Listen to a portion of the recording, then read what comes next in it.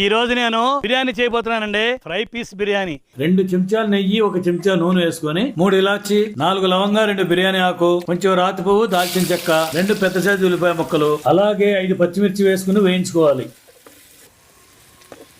2 చెంచాల అల్లం వెల్లుల్లి పేస్ట్, 1 టమాటా ముక్కలు కూడా వేసుకుని పచ్చివాసన పోయే వరకు వేయించుకోవాలి. 1 గుప్పెడు ఫ్రెష్ పుదీనా వేసుకొని 1 కప్పు పెరుగు వేసుకుందాం.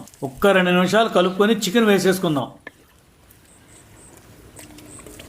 కాస్త ఉప్పు, 1 చెంచా గరం మసాలా కూడా వేసి కలుపుకొని గ్లాసు బియ్యానికి గ్లాసున్నర నీళ్లు చొప్పున 3 గ్లాసులు నీళ్లు, చికెన్ కోసం 1 గ్లాసు, మొత్తం 4 గ్లాసులు నీళ్లు పోసుకుందాం. కాస్త కొత్తిమీర వేసుకుని మూత పెట్టుకుని సన్న మంట మీద 12 నిమిషాలు ఉడకబెట్టుకోవాలి.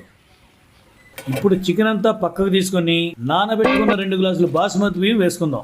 చికెన్ ఉడికాక నీళ్లు మాత్రం 3 గ్లాసులు ఉండేట్టుగానే చూసుకోండి. సన్న మంట మీద పావు గంట సేపు ఉంచితే రైస్ పర్ఫెక్ట్ గా వస్తుంది.